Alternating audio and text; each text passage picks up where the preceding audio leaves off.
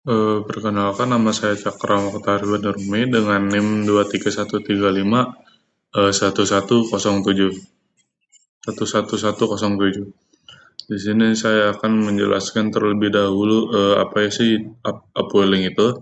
Jadi upwelling itu merupakan suatu proses naiknya massa air laut dari lapisan dalam laut ke permukaan.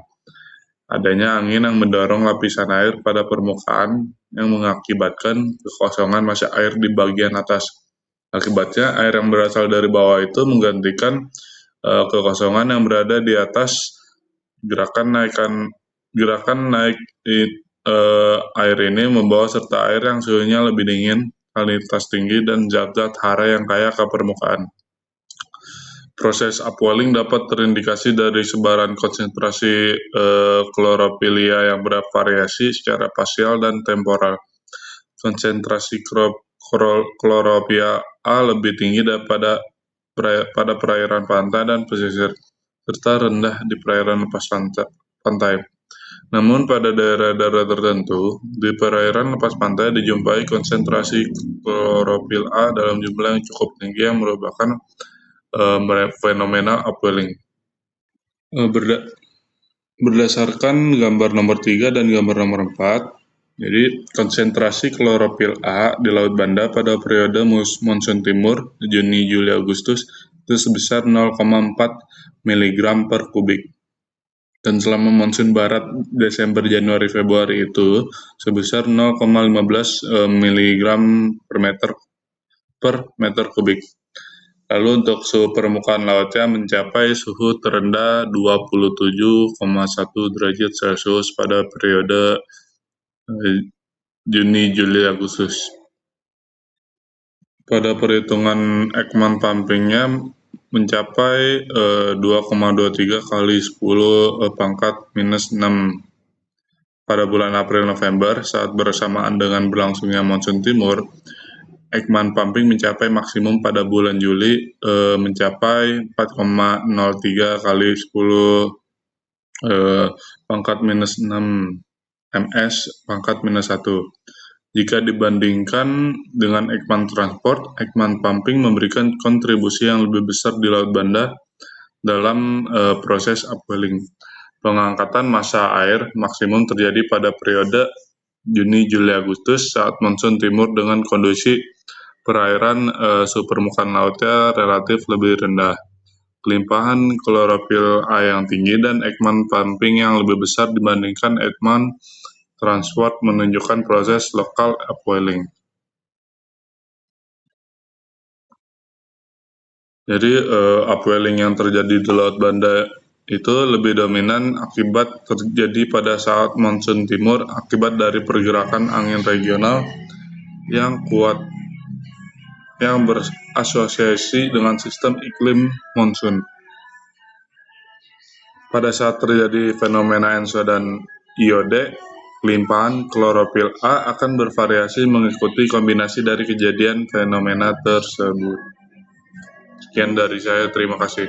Jadi seperti yang bisa dilihat di sini, jadi gambar-gambar tersebut tuh ya menunjukkan karakteristik upwelling di perairan selatan Nusa Tenggara selama musim timur. Jadi terutama pada bulan Juli hingga Oktober. Jadi pada peta suhu permukaan air laut tuh terlihat ada penurunan suhu di wilayah pesisir selatan Nusa Tenggara yang ditandai dengan dominasi warna biru hingga hijau. Jadi kondisi ini tuh ya mengindikasikan naiknya massa air dingin dari lapisan bawah ke permukaan, yang merupakan ciri utama dari proses upwelling itu tersendiri. Jadi penurunan suhu ini tuh ya umumnya semakin jelas pada puncak musim timur ketika angin muson tenggara tuh ya bertiup lebih kuat. Kemudian yang yang kalian lihat juga, jadi peta medan angin tuh memperlihatkan bahwa angin dominan bergerak dari arah tenggara sejajar dengan garis pantai. Jadi dalam konteks oceanografi fisika nih, pola ini tuh ya menunjukkan pola ini juga memicu transport Ekman, yaitu perpindahan massa air ke permukaan menjauhi pantai akibat kombinasi gaya angin dan rotasi bumi. Jadi ketika permukaan terdorong ke laut lepas, Jadi ketika air terdorong dari permukaan ke laut lepas tuh ya terjadi kekosongan massa air di dekat pantai yang kemudian digantikan oleh air dari lapisan bawah. Jadi mekanisme inilah yang menyebabkan upwelling tuh ya berkembang di daerah tersebut. Kemudian seperti yang bisa teman-teman lihat di sini ada kayak gambar grafik gitu. Jadi gambar grafik ini tuh sebenarnya gambar grafik deret yang menunjukkan hubungan antara Ekman transport, kemudian klorofil A dan permukaan suhu air laut. Jadi grafik itu tuh menunjukkan hubungan antara ketiga hal tersebut tuh di sepanjang tahun itu seperti apa sih. Jadi intinya jadi saat nilai transport Ekman meningkat tuh suhu permukaan air laut tuh cenderung menurun. Jadi ini menandakan pengangkatan air dingin dari kedalaman. Jadi pada periode yang sama nih konsentrasi klorofil A tuh meningkat karena air yang membawa nutrien tinggi tuh ke permukaan. Jadi hal ini tuh mendukung pertumbuhan fitoplankton yang dimana fitoplankton tuh sebagai indikator produktivitas primer di laut. Ya secara keseluruhan gambar-gambar ini tuh ya menegaskan bahwa upwelling di selatan Nusa Tenggara tuh ya merupakan fenomena yang musiman yang sangat dipengaruhi juga oleh angin muson timur. Interaksi antara angin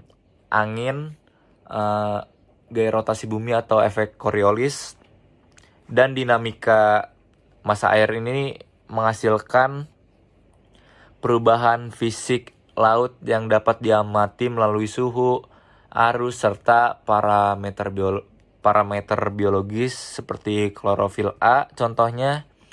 Jadi fenomena ini tuh menjadikan wilayah selatan di Nusa Tenggara tuh ya sebagai salah satu zona oceanografi yang cukup penting di Indonesia.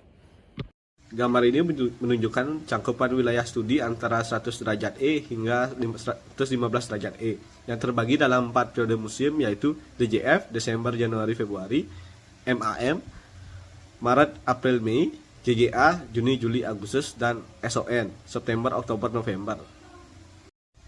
Gambar ini menunjukkan bahwa pada bulan Juli hingga Oktober, angkutan Ekman bernilai negatif min 0,4 hingga min 0,1 kilo yang bersosialisasi dengan pemompaan Ekman positif.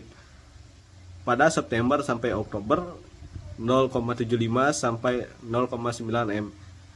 Sehingga konsentrasi klorofil A mencapai puncaknya di Agustus sampai Oktober sekitar 1,25 sampai 1,75 mg m pangkat 3. Sebaliknya pada bulan Januari hingga Maret, pemompaan Ekman bernilai negatif dengan angka hingga min 0,45 ms pada Februari yang menyebabkan klorofil A sangat rendah 0,25 mg per m akar 3. Pada bulan April hingga Juni, upwelling kembali terjadi 0,65 sampai 1,25 m per S. Pada klorofil mulai meningkat menjadi 0,75 mg M pangkat 3 pada bulan Juni. Dengan demikian menegaskan bahwa upwelling ini dipicu oleh angkutan Ekman.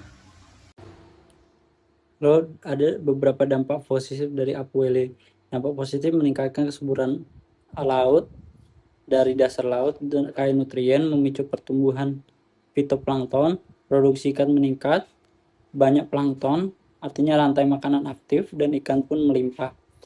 3. Mendukung ekonomi nelayan. Daerah upwelling biasanya jadi zona penangkapan ikan yang terbaik.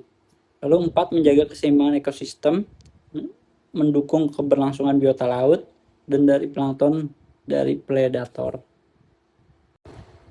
Baik, kesimpulan dari upwelling adalah fenomena penting